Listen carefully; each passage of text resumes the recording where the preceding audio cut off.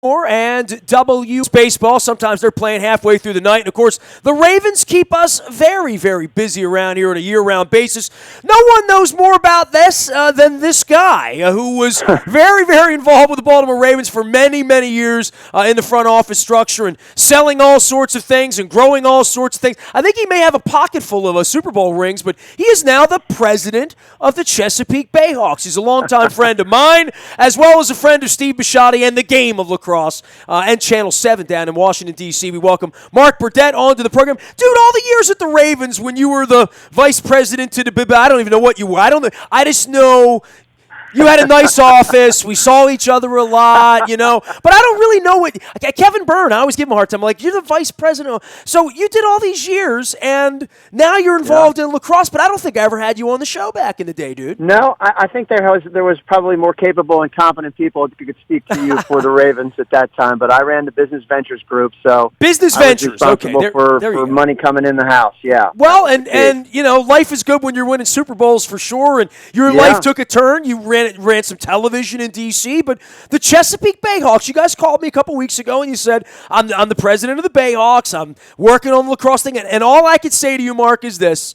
The only thing I know about the Bayhawks is, other than my friend Jay Pivick, all the time enticing me out to games and doing stuff back in the day, is the last I saw the Bayhawks, I'm crossing the Bay Bridge down on 50, and there's some signage, and it looks like you play some lacrosse down there. But that's the extent of my Bayhawks knowledge. So do educate me today, Mark Burdett. Well, you don't need to be educated on good competition and fun sports. You know more than most about that, and I would classify the MLL, Major League Lacrosse, and the Chesapeake Bayhawks as exactly that. Great athletes, great competition, and a great sports experience. So we play at Navy Marine Corps Stadium in Annapolis. We are the Chesapeake Bayhawks by design, in that we wanted to reach the Baltimore, Washington, Annapolis, and Eastern Shore constituents, and we're competing at a very high level. I'll tell you, our point of differentiation, Nestor, is that we're a Tier 2 sport with Tier 1 athletes, and I don't say that in a disparaging way about any other Tier 2 sport, whether it's the Bowie Bay Sox, the Hershey Bears, or arena football, or even the MLS. They're all great sports, but they don't have the best of the best athlete playing for them, and we do. And that point of differentiation is obviously when you sit and watch a game. The competition is so high. The skills are amazing. I'm an old lacrosse player from a long time ago, and these guys have developed and advanced the game to a level that I never could foresee happening. So it's exciting. They're good guys. It's fun.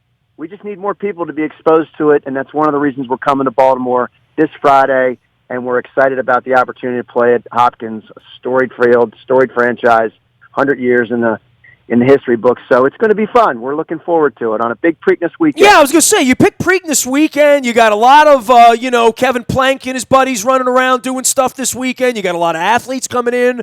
Obviously, it's a big push for the weekend in general. This is one more thing on kind of a busy day. I mean, a lot of people running around in pink on Friday too, Mark, as you know. Yeah, I understand that too, and that's okay. I'm all for pink. I got no problem with pink.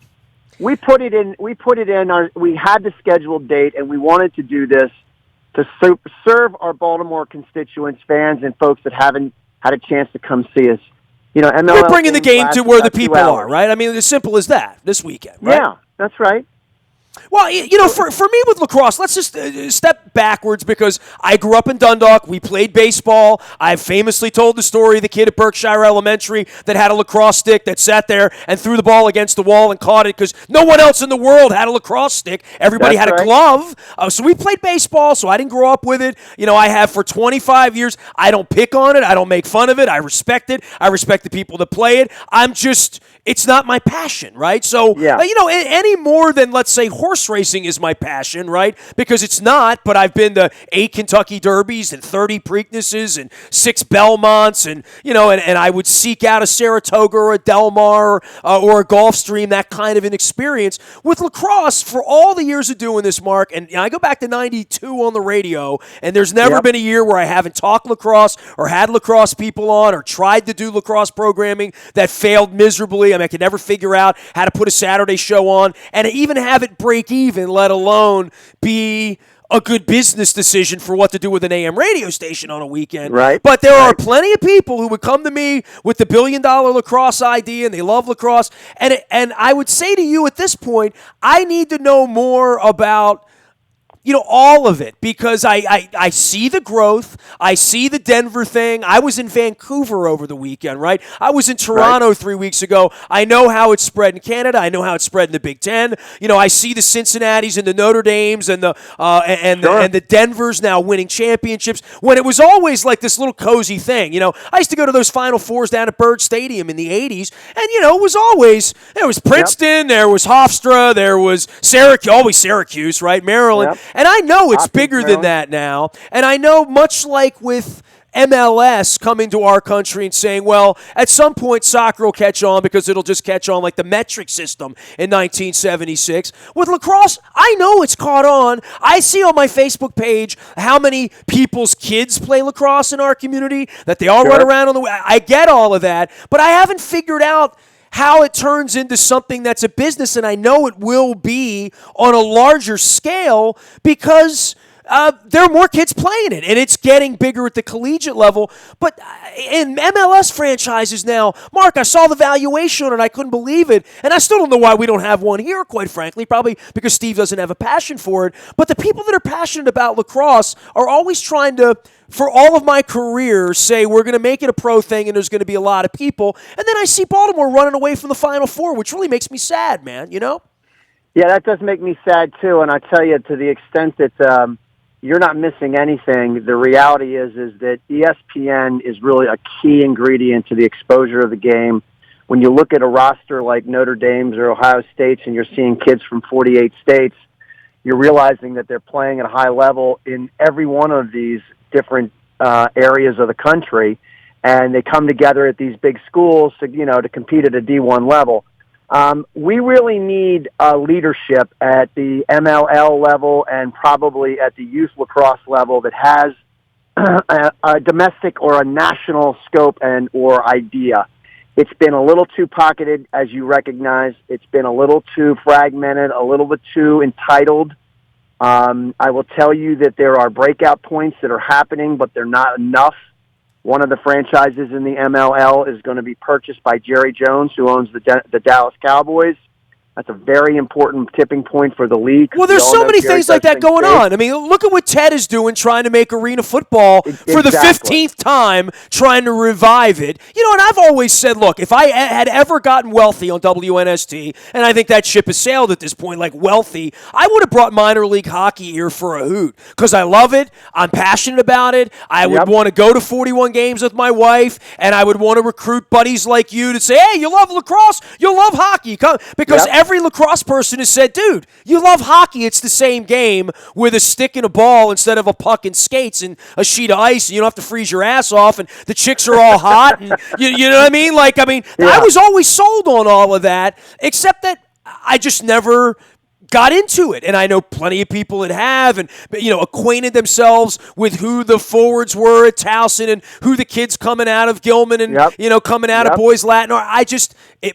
My life took me in a different direction, and I guess I'm an old fart now, Mark. But I do love when the community comes together and people try, right? I mean, I'm saying that to Leon's. It's about you're trying this arena football. I mean, I've seen every minor league hockey team, every indoor lacrosse team. Mark, I attended indoor lacrosse games at the Capitol Center. I attended indoor football games at the Capitol Center. That's now been gone for 21 years that they've ripped it down.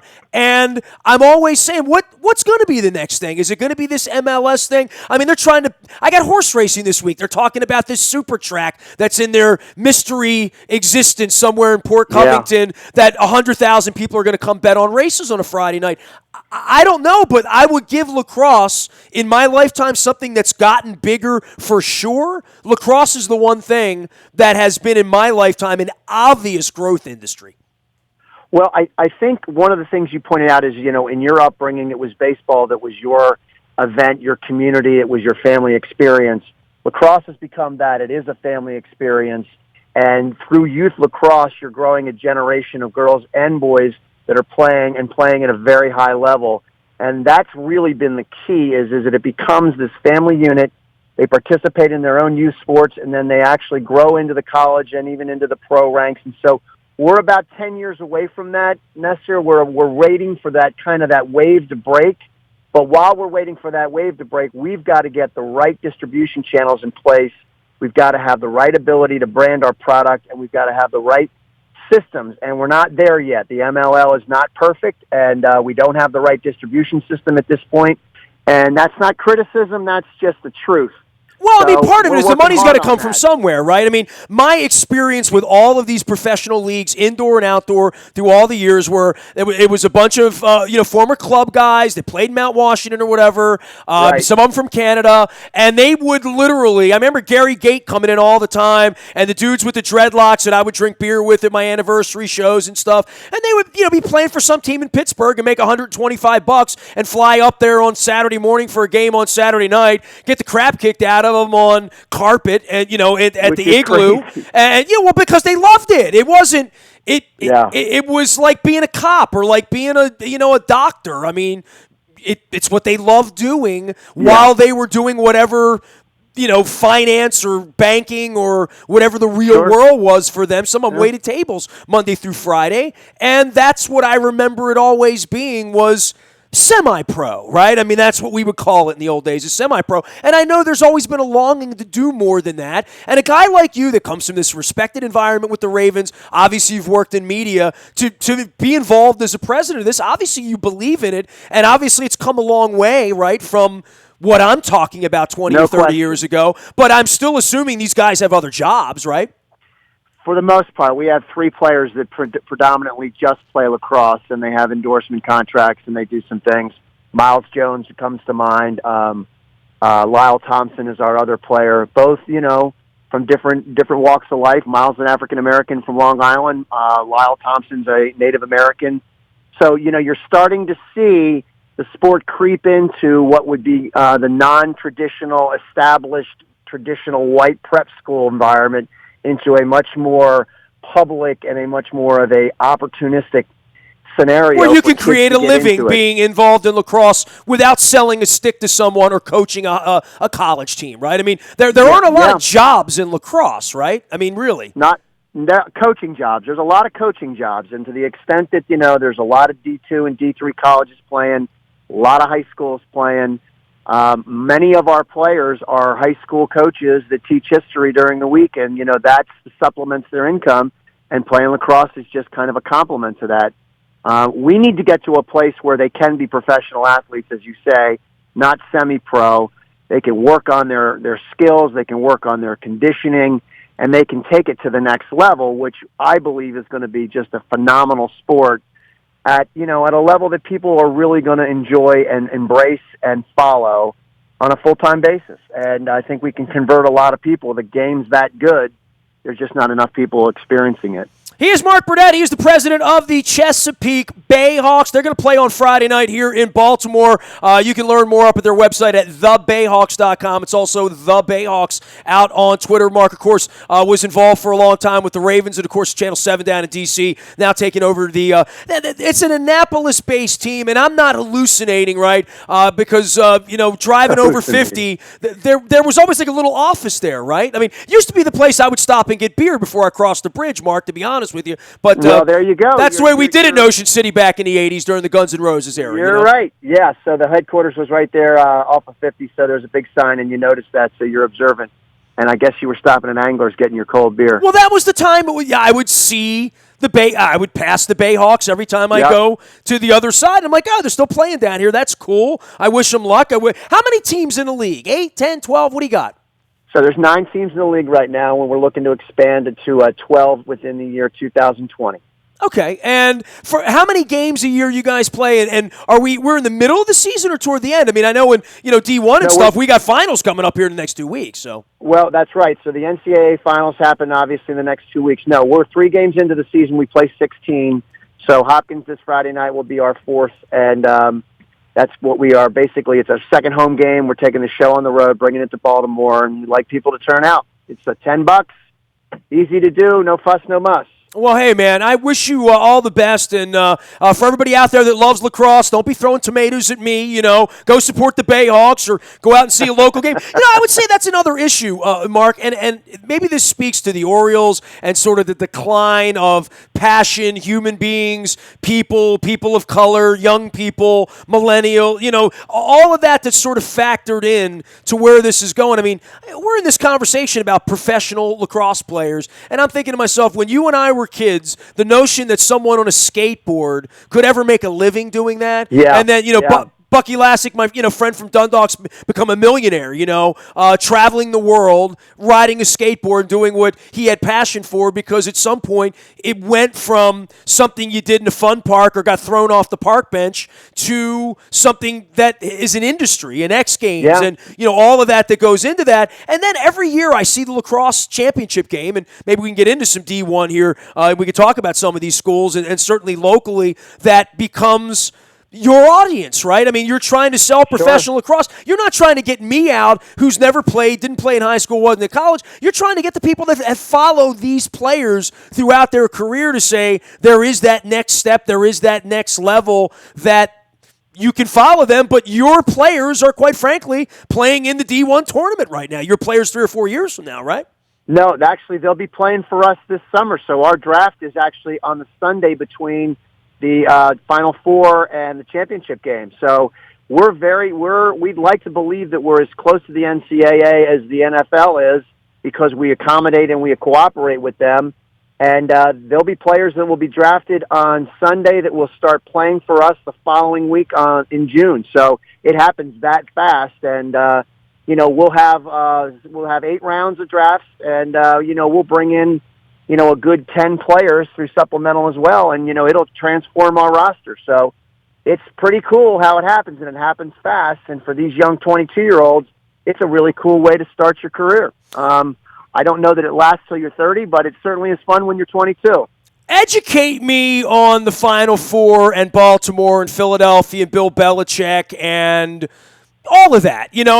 This tournament's coming up. I think certainly from our local perspective, Towson, Maryland, lots of local kids and sprinkled throughout all these rosters, as it all being, it was always here in Long Island anyway, and there's a lot more places now with Denver, as we've talked about. But, I'm proprietary. I mean, even about the Preakness this week. I mean, even though I don't get any support from the Maryland Jockey Club, I don't want the Preakness to wind up at Gulfstream or whatever. And I think when it comes to this Final Four thing, did Baltimore really miss out, or did the NCAA miss out on saying, every year we're going to do this thing in Baltimore because people can get here on a train, they can get here on 95, the city will embrace it, we'll wrap the flag around it, will be the thing that happens after the Preakness? Because, Mark, I live in Baltimore, man. We ripped the city up 3 times building a friggin' racetrack here that nobody came to, that destroyed quality of life down here for 60 days at a time, and we've got that beautiful stadium over there that I know you love and you frequented it, and Metallica frequented it, and U2 is frequented. Why didn't this thing happen in that way that Baltimore would, maybe not every year, but every other year, something like that? I mean, there's no reason this city shouldn't have embraced it. Well, I'll tell you, a couple of things come to mind. Now, I was part of the committee that actually did the bidding when the Ravens were and still are at the point of that. I know. That's why I consider you a real expert. Hot potato. It's a political hot potato. I can tell you that. There are cities and states that are more generous in their offerings and the guarantees that they'll make to the NCAA. And as the NCAA, without being too condescending, they can be pretty hypocritical when it comes to the good of the student athlete and then the desire to make money. And, cities like Philadelphia have a sports commission in place that's a little stronger, a little better funded, and the guarantees that they make are bigger, badder, and better than what Maryland and Baltimore made. And so, therefore, you kind of take a back seat and you hope that the politics play out and you do get at least a sampling of it. But it's not easy to do, and Foxborough and both Philadelphia and New York now are very strong in the bidding process. So it's a money game. It's a guarantee, and it's a money game. And it can get challenging when you start guaranteeing millions of dollars, and there's some things you don't control, like ticket pricing and time of day and, things of that nature. So there's what teams are going to show up, right? Quite frankly, I mean, if it's the wrong teams, they don't travel on short notice, right? I mean, Marquette's playing lacrosse now at D1 level. Who is traveling from, Milwaukee, Wisconsin to Baltimore Or Boston, in the middle of Memorial Day weekend? I don't think as many as are going to come from Virginia or North Carolina sure. or, upstate New York. So that's a challenge. You're right. You don't control that. He is Mark Burdett. He is the president of the Chesapeake Bayhawks. We're jumping all over the place. Hey, any thoughts on the D1? We're down to 8, right? So we're gonna get to this. And I was gonna say, every year it dominates ESPN on Memorial Day, right? I mean, the whole morning, the whole country. Yeah. If you wake up and put ESPN on, you really are exposed to lacrosse. I mean, lacrosse has its day in the same way the Winter Classic has sort of taken over. New Year's Day and the bowl games, and Thanksgiving's always a football day. I think of Memorial Day. Maybe it's my Baltimore-ness. Maybe I'm a little provincial about this, but I do think it owns a day. It owns Memorial Day. Well, to a great extent, it's because Maryland's played in 4 of the last 6 championships, so you're probably thinking about that as well. So there are 2 teams, maybe 3, that really stick out to me that are competitive and capable of winning a championship. It's Baltimore, it's Albany, and it's Ohio. I mean, it's Maryland, it's Albany, and it's Ohio State. And those are the teams in my mind to watch. Maryland does play Albany this Sunday at Delaware. Ohio State is really good. They're going to play Notre Dame, and those are good teams, and they're capable. And if you look at their rosters, there are kids from all over the country on those programs, and it's pretty impressive. So ESPN does a great job, both for men and women, covering lacrosse all the way from the play-in games to the quarterfinals through the Final Four. They really make it a priority, and they cover it at SportsCenter. And just like they made the X Games great for your skateboard friend, they've made lacrosse great for the D1 and D2 colleges. So it's important. What percentage of these kids that are running around here the next 2 weeks are going to consider playing for Bayhawks or any of the teams in your league at this point, the MLL? 20% are capable of playing, and probably 5% of those that get drafted will choose not to play based on family or career commitments. Or based on location, quite frankly, right? Yeah, but we fly kids in from New York that are on Wall Street. We fly kids in that are, coaching upstate New York high schools. We fly them in for practice on Friday night. We dress them for games on Saturday, and we fly them home on Sunday. And for a 22, 26-year-old, that's not a terrible life. For a married 30-year-old with 2 kids, it's probably not the right formula. But well, I mean, look, this goes back to 1978, me playing Little League, right? I'm playing Little League thinking if I'm really good enough, I could make $1 billion. No one's ever grabbed a lacrosse stick any more than Bucky jumped on a skateboard, and thought, I'm going to make a living doing this. I don't think any parent, they say, well, you'll get an education. Maybe you can get into Syracuse. Maybe we can get you into Notre Dame. Maybe you get a ride. And I have great friends of mine, the Moeller family from Catonsville. I mean, incredible lacrosse family, Virginia, the whole deal. I run into Brendan walking his dog through the harbor. So, I have plenty of lacrosse people that have become educated and plenty of people that have made a living coaching. But no one ever grabs a stick thinking I'm going to be Manny Machado and get a $400 million contract one day. Not even close. and that's unfortunate because the skill level and the time invested in playing the sport is almost equal to what those guys do. They just have to earn a living on the side, which does make them semi-pro. Yeah, I met a bunch of girls on an airplane coming back from Australia, and it didn't Imagine that, Nestor. Well, it didn't take me long to realize they were the women's rugby team of Australia, and they won the gold medal in Brazil. And the girl sitting next to me wasn't just like a normal girl. She was the girl in the Qantas magazine feature, right?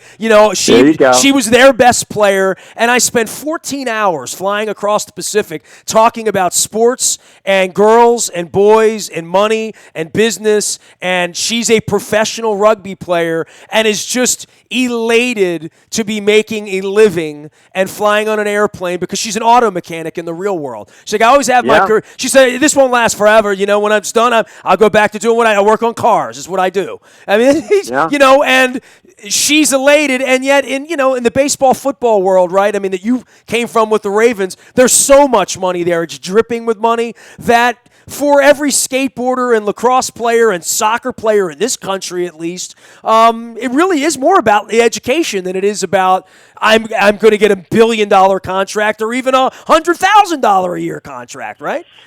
Yeah, I mean, to the extent that we're both old enough to remember, what Johnny Unitas made his last year and things of that nature, it is generational. And, to the extent that it can just be one generation, it takes you from a semi-pro player to a pro to a very rich man.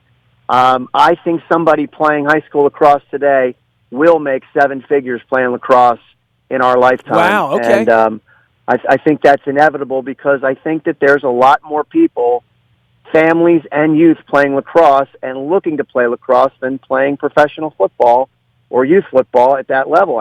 It's inevitable that this sport's going to grow because of the speed and because of the excitement of it and the scoring. So we're just hoping to be at the front end of that curve and to be riding that wave as it builds. The Bayhawks is the way to find them on Twitter, as well as the Bayhawks out on the web. He is Mark Burdett. He is the president of the Chesapeake Bayhawks. You may be familiar with their lacrosse program down in Annapolis. They're importing it into the Charm City and Homewood Field, right, that everyone knows on Friday night. Hey, the rest of your schedule and stuff, give a good word on where people can find you and a little bit more about what's coming up, because I know you are in the middle of a campaign. You got a whole month or 2 months worth of lacrosse ahead, right? Sure. So, our biggest signature event is July 2nd, which is a Sunday going into 4th of July week, and we do a big concert. We do a full fireworks show post-game. It's an exciting event. We've done 25,000 people at Navy Marine Corps Stadium on those nights. It's a great family environment. It's a destination opportunity. Nobody's working on Monday after 4th of July week, so we think it's a great opportunity to mix music and fireworks and some lacrosse and a good family outing. So for me, I think if you can't make it to Hopkins on Friday, that's the date to take a look at and come see us. Otherwise, we play most of our games on Friday for guys like you, Nestor, that love to go to the beach. You just stop down, you check us out for 2 hours, and then you head on down to the beach and you're there in no time. So it's a good drive-by opportunity during the season as well.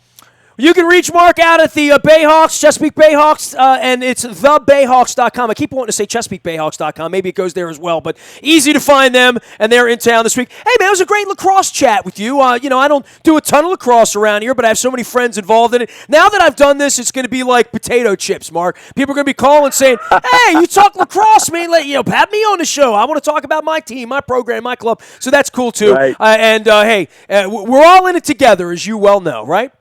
That is for sure, and it's great spending time with you, Nestor. Love your enthusiasm, man. Thank you for the time. You got it. Mark Burdett, Chesapeake Bayhawks president, joining us here. You can find us out in the Bahia Toyota Audio Vault 24 hours a day from anywhere in the world on your mobile device. Just download the TuneIn Radio app. We do come in crystal clear from wherever you are. It's Preakness Week around here. I'm running around on social media. I'll be on Facebook, Twitter, LinkedIn, Snapchat, Instagram, streaming live on our Facebook as well as our YouTube WNST TV channel. Don't forget, if you're interested in London, Nashville, Green Bay, we've got our trips planned for you. You can toss me a note or check out the road trips at WNST. We are WNST.net, AM 1570 and WNST Towson, Baltimore, and we never stop talking Baltimore sports.